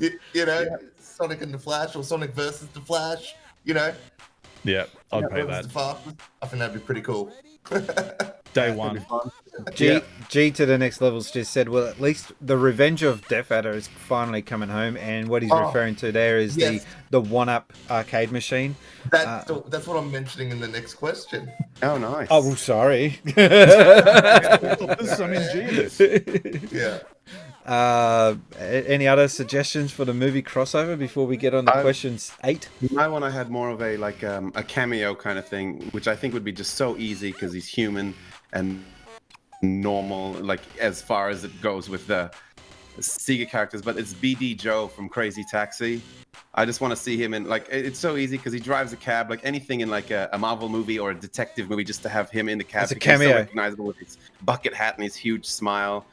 And like just the Rastafarian type dude, just rock up with, Offspring playing inside the cab. I just think it'd be such an easy in, and I'd get a kick out of that. Here's one for you. Crazy Taxi. You mentioned Sandra Bullock before. Crazy Taxi. You mentioned her. I didn't mention it. Oh, yes. Oh no, I did. Yeah. Crazy Taxi and Speed, and you've got Sandra Bullock in there. Go for it. Yeah. Oh, everyone in together. Perfect. BD Joe can drive the kick. Just any excuse to see Sandra Bullock. You don't care. Whatever. She can do anything. All right, I think I'm going to end it on that. Thank you very much, Sega Head. Love to get a new question from you, Sega Head, because that one was just so damn awesome. Would love to get another one from you. This one is Steve from AK44, or AK44 is how he pronounced it. Anyway, it's your show, your channel. You can pronounce it however you want. Steve, what have you got for us? Question number 8. Thanks for taking time to answer my question. My question is, what Sega arcade title do you wish was ported to a home release? So my answer is my personal favorite is the Star Wars Trilogy arcade. That's the on-rail shooter, I think, from 1998. Not to be confused with the Star Wars arcade game that was ported to the 32X. I think that the Trilogy version is a great on-rail shooter. And I think that it would have been nice to have, let's say, on the Sega Dreamcast or something like that. I think it was rumored to be released on there, but that never happened. So that's my answer. I'm curious if you guys have any thoughts on your favorite arcade titles that have never been released on a home console. Keep up the great work. I love the show. And we got audio back. Hello. Yep, we're back. Okay. I think we already answered this, didn't we, Callum? Yeah, mine was Golden Axe, the Revenge of Death Adder. I remember playing it in an arcade years and years and years and years and years ago. And it was only once I played it, and I loved it. And when I went back to that arcade the next time, which was probably a couple of months later, it was gone. The game was gone, and I never saw it again. And I hunted around on console and all that, and tried finding it on the internet, and all that on console to play somewhere, this is years later, I'm like, man, I want to find that Golden Axe game because I've never seen it anywhere else, and you couldn't. So, but as G Next is saying in chat, yeah, it looks like it is coming, so I'm kind of excited for that. And he's also pointed out that not only is 1UP releasing this, it's also going to be on the Astro City Mini, which is going to be a battle to get a hold of that damn thing. Are you guys familiar with this, the Astro City Mini? It's basically it's a mini Mega Drive or Mega Drive Mini type thing, but instead of being Mega Drive, it's an arcade machine with 40 games or something like that on it. This thing needs more hype, more exposure, because it's just going to be awesome. I think it's even going to have Space Harrier on there as well, the original. Thunder Force. It's just got a whole Thunderblade. It's got a stack of arcade games. To answer the question though, for me, Radmobile, the introduction and what do you call it, the debut of Sonic the Hedgehog. Actually, that was the very first appearance of Sonic the Hedgehog. Was in that game. He was the keyring going back and forth.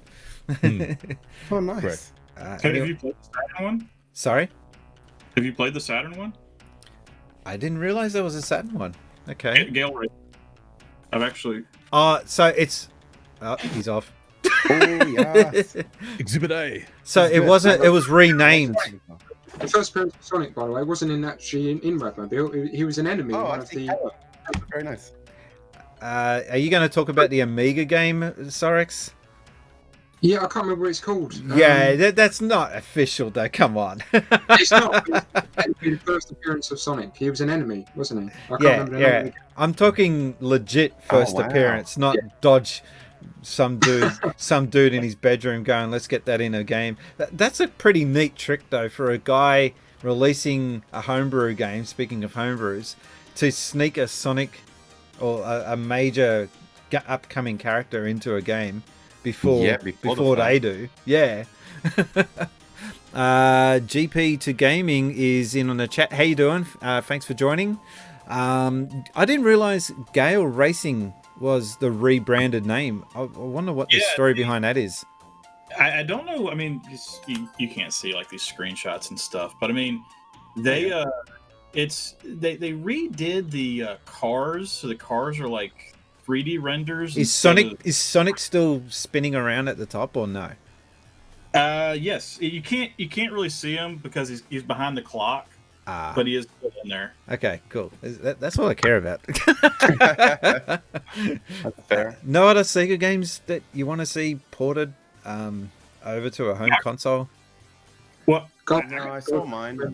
It was my answer, but then also Sega Sonic the Hedgehog, which was going to be 32, and then was cut from the Sonic Gems collection. Didn't make it in the end. So, other than Golden Axe, Revenge of Death Adder would be my answer, but it's sort of coming. And then second, Sega Sonic the Hedgehog. Okay. But it's got a trackable controller, so that's why they cut it from the Gems collection. They couldn't quite convert it over. Sure, they could have done something, but anyway. Most of the Sega games that I've played at the arcades all have home releases, so I'm like, what? Yeah, the hell? same. There's Virtual On, and there's Virtual Cop, and there's Sega Rally, and there's Daytona, and like all. What more do you need? Yeah, exactly right. Yeah. Yeah.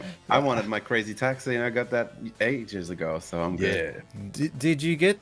Did he end up getting the KFC and all the rest of those licenses in on the version that you got, or did that get cut? Because on the Dreamcast, you had all that. You had the music from The Offspring, and then when they ported it over to Xbox 360, it's just I only know the Dreamcast version. It's the only one I ever played. Okay, because they later re-released it, and it's all generic. And instead of you going to Pizza Hut, it's the pizza shop or something stupid like that. Oh no, that's part of its. Exactly. They didn't have The Offspring in there either. No.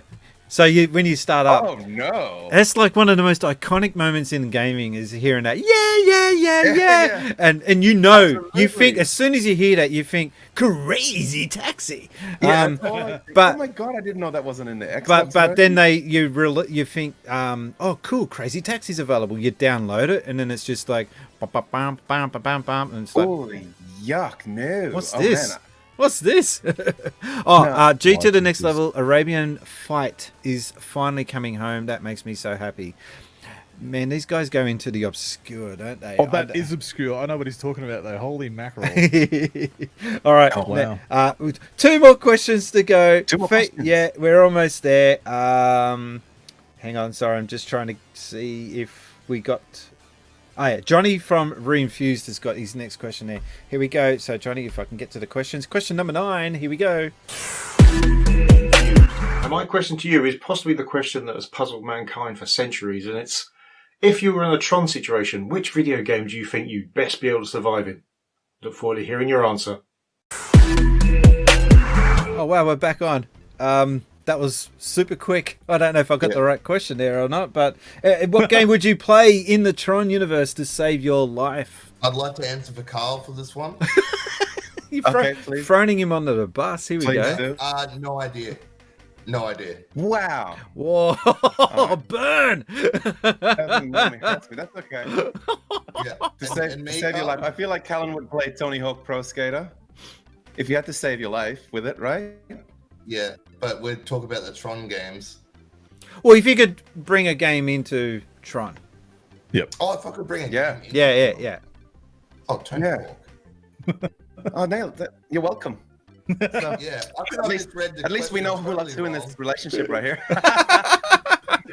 It's all right. I just knew. Do you guys want? Do you guys need a moment? You're right. No, it's okay. Uncle Chunt. Oh, look, if I was going to go out and lose anyway, I'd probably go like Dead or Alive Extreme Volleyball. Nice. But I'm going to have fun, and if I lose, it was a good way to go. That's true. With Sandra Bullock as an unlockable character. Oh, nailed it. Yeah, chicken ref. That's fine. Dave? I guess Streets of Rage 2. It's probably the thing I'm the best at that I've played the most. Okay. If I had to play one game to save my life. Going out punching people? No worries. I know Sorax's answer for this one. My Hero. Oh, no, definitely not. You can't even beat that game. So there is no end to it. You just now, what would your game to save your life be? I don't know. I guess Mario Strikers Charge Football. I was really good on that on the online on the Wii. It might surprise some people being a sort of fanboy, but I was really good at that game, and I got quite addicted to it, and ended up beating quite a lot of people. I didn't realise that there was an online mode in that. Is that right? Yeah, on the Wii one, yeah. There was a GameCube one. Well, I've got the GameCube version, but I didn't know that Nintendo bothered to put it online. That's actually pretty cool. No, it was a sequel. I think it was a new game. I see. Okay then. Have you seen the Grumpy Retro Gaming video for that game? Yeah, it's like one of my favorite video from them. What's this? You were talking about deep cuts, Brian, and you being up My Hero. What? I don't know what G to the next level is go. And you bring up My Hero. Okay. Okay. I was going to suggest NHL 94. I mean, even if I lose, I'd have a fun time. So, yeah. That was like one of the first ones in the series to bring in the one-timers. If you don't know what a one-timer is, passing it and shooting off the pass. and that was just such a big mechanic to introduce. I could go on, I won't, because I've lost interest in the hockey series. Nice. EA just have this knack of making you not care about their games anymore. Yeah. They just Yeah. well done, guys. Did you see the Metacritic score of Madden 20? It's not good. No, it's a 21. No. Ooh. It's like single digits. It's What? it's terrible. Wow. They are really No. like I'm not a fan of people going and protesting with mass devoting of the game. But there's got to be Yeah. something to this one because they've just really phoned this home, and it's just basically changing up the names of the characters of the roster, and that's pretty much all they've done. It's the same game, and they did this with NHL, and which is what turned me off the series. When NHL had its first update on Xbox One, the next version after the second one in the series was basically the same as the first, and that's when I just threw my hands up in the air and thought, nah, screw this, I'm out. Look, just give me Skate 4 and I'm happy, but if it's Skate 3, just up-res, I'll be pretty pissed. No one else. See, Hasn't FIFA been the same game for the last 20 years? Oh, listen to it. Actually, talking about, I think, Madden, Carl and I were watching something. What we were watching, Carl? EA's press conference, and they had like all the clips of all the Madden games over the last 20 years. And there was a stage where I went, I don't know which one's which anymore. Because, you know, once you get out of like the old school graphics, That's and all what- sorts of- and I'm like, it's the That's a same fair game point. again. It is a fair point. Yeah. Yeah. All But right. it comes to a point it's the same sport. You know, with FIFA, it's football. It's the same game. It's just different players if they've transferred to a different team. Yeah, but you So in could the end, you could hang on. That's such a lack of imagination. You could certainly introduce new features such as the they tried. They did the My Story and all that. Oh, and the Ultimate Team as well. Yeah. That was all good stuff. I suppose. Yeah. But if you just phone it in, for an update would be more justifiable than a whole new game at points. Yeah. Yeah. You should just make it like Madden, you know, forever or something. Just keep adding Whoa. on to it. If the graphics are going to be the same. hang on, you're onto something there because that's what they're doing with Halo. They're talking about this new Halo game being the last Halo for quite some time, like 10 years. They're talking, and they're just gonna keep throwing new updates towards it. I actually don't have a problem with that if the updates introduce new. I don't understand. Well, I do understand why GTA 5 doesn't do new stories, but because they're already rolling in it. But they've got this epic playfield that they could just introduce new stories in, and they don't do it. Oh man, GTA 5's the biggest because of that. It's terrible. I know. It's a wasted opportunity. GTA 5 could be such an awesome game to go back to and do new stories and missions and whatnot in, and they just we're making Bring money. back We're Ballad of Gay good. Tony and things like that. Yeah. Yes. Yeah, Yes. They with GTA 4 they did it right in that what you just mentioned there. And what was the other one? The Long and Lost. Whatever. The Lost and the Dam. The Lost of the Dam. Yeah. The Lost Long. and the Dam, The yeah. Long and the Lost. What? Well, that's a different website. All right, and Uncle Chunt didn't react to that one. That's interesting. Although I have some thoughts on it, but we'd be here for another 20 minutes. But, All right. Yeah. And thank you for that one. Last question, guys, and then we're out of here. Meow Teaching, what have you got for us?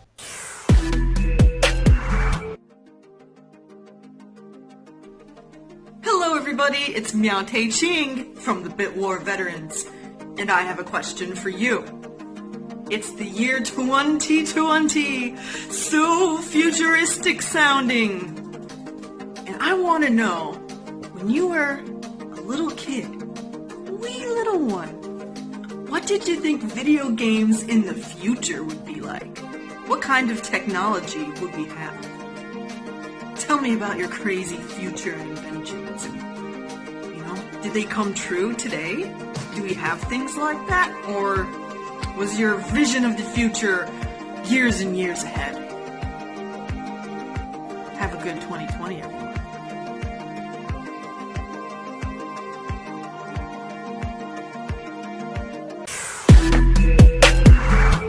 Sorry, a little slow getting back there.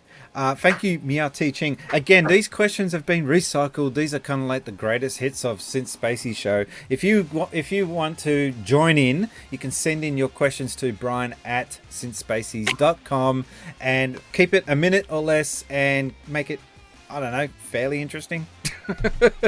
And we will look forward to seeing what questions you've got, such as this one from Meow Teaching. I want to reverse engineer this question a bit because I think it's a little bit difficult to answer. I would like to think of it as if you showed 10-year-old self Flight Simulator, what would 10-year-old self think? Yeah, Sorry. I'll jump in. Sorry, what? It about blown my mind. I remember it was sort of, to answer the question, it's like graphics were like the advancement from my growing up. So I started with the Mega Drive, and then when I first saw the PlayStation, actually the first game I saw on the PlayStation, I already told you, Brian, was actually Bubsy. And that actually made me want to buy a PlayStation. Bubsy 3D, but I'd only seen it, just a short glimpse of it. So if I'd seen like a couple of minutes of it, I'd probably not even bought a PlayStation, knowing what that game was like. But to me, the graphic enhancement, the big leap up, like we were talking about generation leaps up, I start with a Mega Drive to then go to a PlayStation, look at this open 3D world. That was a massive leap to me then. It was. I think if I was imagining what it'd be like now, it'd probably match my expectations, where the graphics are so realistic now. But I'm surprised they haven't gone more down the virtual reality route with the new consoles, the PS5. Maybe they will, PS5 and Xbox Series X. I thought they would sort of more heavily focus on the virtual reality route. So I'm a bit surprised, especially PlayStation, when they've already got the PSVR. I thought they would have already announced a new version of that. I went to visit my brother's place a couple of nights back, and he said, "Do you want to try the VR?" And I said, "I've already done it." And he was like, "No, you got to try it." And I'm like, "Okay." So he puts me on Gran Turismo, and I'm playing the Bathurst track because, you know, you got to do that as an Aussie. Bathurst is just the best track in the world. I came out of it, I felt sick. And I've never done that before. Yeah. And I don't know if it's because of the medication. Driving games will do that. Yeah, I don't know if it's because of the medication that I'm on or whatever, but I've never felt sick from a virtual reality game before. But I came off it and I was just squeamish, and I don't understand why. I had to go get Panadol, and I was sitting down, and he's looking at me going, "What's wrong with you?" And I said, "Mate, I honestly don't know. I've never had that before." And it wasn't like I was moving around much. I'm just racing around the track, and the game reset a bit, and I had to try and fumble around because you're fumbling around in the dark there with the controller. I was trying to find the option button to reset the viewing angle. I didn't have a fun time, and I hated that. I really wanted to enjoy it, and I just couldn't. So maybe, sorry, I got on a bit of a side rant there, but I think to answer your question, maybe these Sonys and Xbox companies are looking at that going, yeah, we don't want to end up with that being associated with us. I don't know. But then you look at something like Half-Life Alyx on PC, which could be one of the games of the year, what they did with that and how amazing of a VR experience that game is. Like, it's absolutely incredible. If only more games would go that approach rather than sitting in a racing car, I think, because you're motionless sitting there in a chair, then your brain thinks you're moving and all that. I think that's what really fucks with your whole, you know, sense of where you are and what's going on. Your brain's sensory, and that's why you get sick. While Half-Life Alyx, something like that, is a completely different experience again, and I think that's VR done really right. From the video, I haven't played it, but the videos I've watched, and just you've got both hands there, and with the best VR sets, you know, all your fingers in that move, and then you're like properly reloading your gun, and then you're moving things around, and all. It's just the most insane thing. And I can't wait to see where they go with that sort of technology in the next couple of years, rather than sitting on the couch with a controller and that, and like in Gran Turismo where you just get ill, because I get ill with that sort of stuff too. But the weird thing is I played Wipeout, which you would think would send you over to Ben. No, Wipeout no problem. Has all those wonderful options in it though. Wipeout is like, I feel like the car ones are the biggest issue as well because of sitting down and still, but Wipeout has like 6 different versions of how it best fits you personally in VR, where you can make the cockpit move or not at all. You can like track with your head or using controllers, and like you can move yourself forward or back and change the field of view.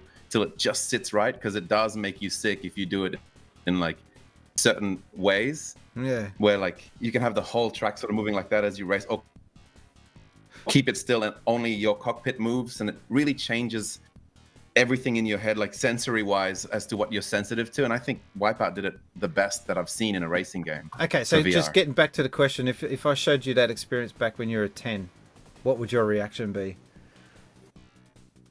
I'd want to do what Cutman does when he's waiting for the Wii and just freeze myself so I don't have to wait. I'd be so excited.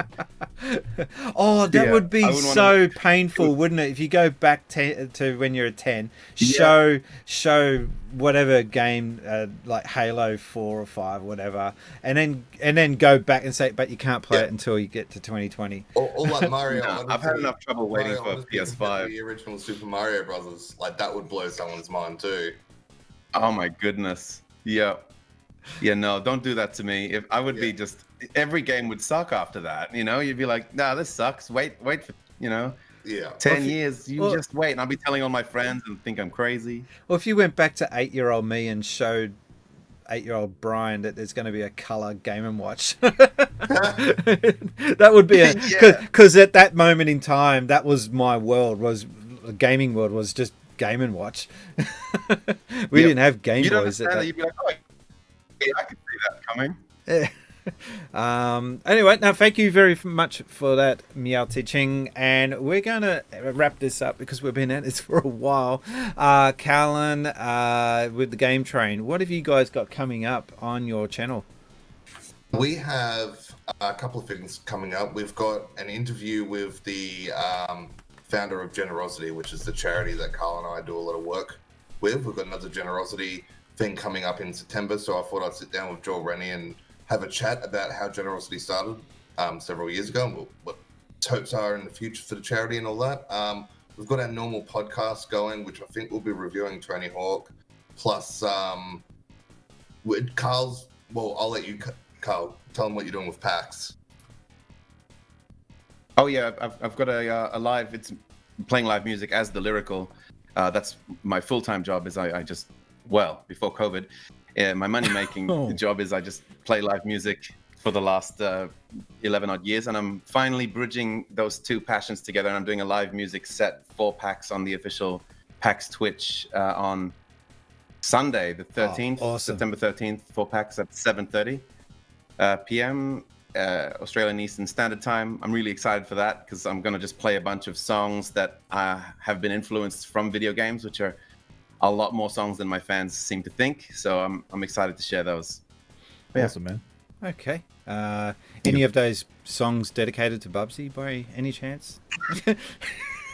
I have more than a week, so let's see what I can see. Sorax, what have you got coming up on the channel? A few coming up. I'm waiting for my Streets of Rage 4 physical edition from Limited Run to come in. Oh, I've okay. also ordered the vinyl signed by Yuzo Koshiro, so I'm looking forward to receiving that. So when it does come, I'll do an unboxing of that and show everyone what that's like. I've got the Switch edition. So is that the soundtrack to Streets of Rage 4 that you got coming? Yeah, soundtrack to Streets of Rage 4 signed by Yuzo Koshiro. I got the signed version. Just signed by Yuzo, you know. You That's just awesome. got on the phone. Hey mate, do you reckon you could sign it for me? I really wish. I've already got the soundtracks to Streets of Rage 1 and 2 on vinyl. Brilliant. I haven't got the third one because it's unfortunately not as good as the first two, but I'll have to get it to complete my collection, I suppose. I would argue that. I would say that Streets of Rage 3, it's not as good as 1 and 2, but it's still a decent soundtrack in its own right. It was very experimental, but go back to it and it does kind of you do catch onto it a bit. I think it was just we got off Streets of Rage 2 and we were just spoiled. And then when we got into Streets of Rage 3, it was just like, yeah, it's not quite what I was after. Because we just had such a great release with Streets of Rage 2. But sorry to cut you off. Sorry. That's fine. And I was slightly disappointed with Streets of Rage 4, but I won't get into that because we've gone on long enough. Okay. Maybe not. But another video I've got coming up, hopefully a Halloween video. I've got a more serious review to do. I did Deadly Premonition last Halloween as a sort of more serious review, and I've got one coming up for this Halloween. Nice. And then thirdly, another Sorax Space review. So if you don't know, I sort of do comedy videos. That's sort of the main purpose of my channel, is just to sort of mess about and take the piss out of games, really. So the next one's going to be an NES game, and it's been covered by quite a lot of people. I don't usually cover games that other people have done, especially like Angry Video Game Nerd, because he's one of my main inspirations. I just think I'm not going to do as good a job as you, so I'm not even going to cover the games you've done. But this one he has actually covered, but I'm going to do it as well. So we'll see how that goes. Looking forward to that. Uncle Chunt, what have you got? Yeah, so we're doing the Let's Talk Games podcast every week. We just did one this morning before this. So it's like the running machine today. And then I'm still doing my own channel stuff. I need to get back to that. It's been pretty full on. But Chuntcast come back this week. And yeah, getting on that Twitch bandwagon with some DC Universe and probably some Avengers now that it's out. So that's what I'm doing. And how are you finding getting back to Twitch? Like, I heard you gripe about it a little bit before, but are you just accepting that Mixer didn't quite work out? Well, I loved Mixer because there was no good. delay. Yeah, there it was no good. delay, and the video feed was always clean, and it was so what's the word, integrated into everything I was doing. But yeah, look, whatever. I've got a new PC and I can now stream through it without much of an issue. So whatever. I'm over giving a shit about all that kind of stuff. I just want it to Let's work, just you move know? on. Yeah. All right. Yeah. And Dave, Yeah. have you got anything coming up on your channel? Every week. So for those that don't know, which is probably everybody, because it's a very, very small channel right now, I've sort of made it my mission to collect every English language Master System, Genesis Mega Drive, Sega CD, and 32X game. Basically, if you can play it, It's just a small task. That's all. Yeah, it's a small one. I'm a little over halfway right now. Okay.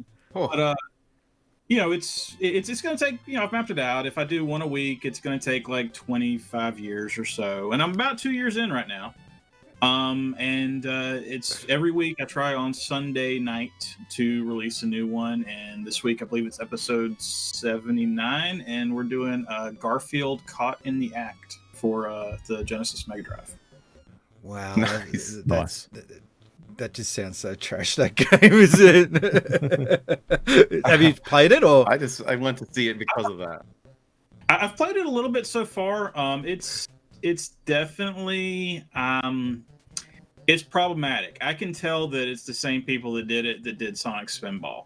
It's got some of the same little issues to it. I mean, there's some really nice things about it. It's got some of the best animation on the console, but then once you actually get to actually playing it, it kind of falls apart.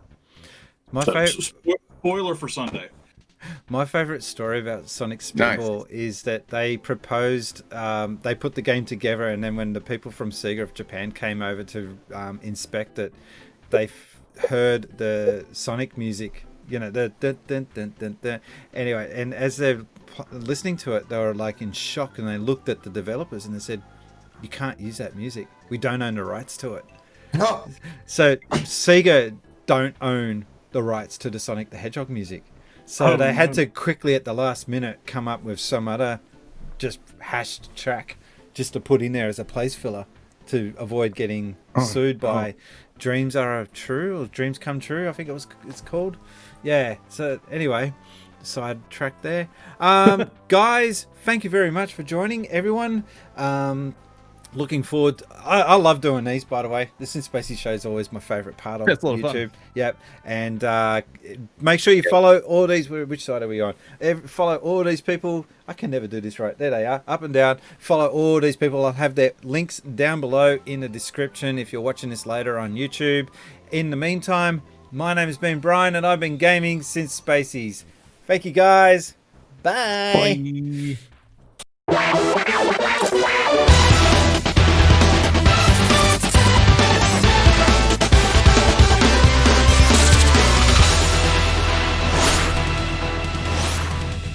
Since Spacies.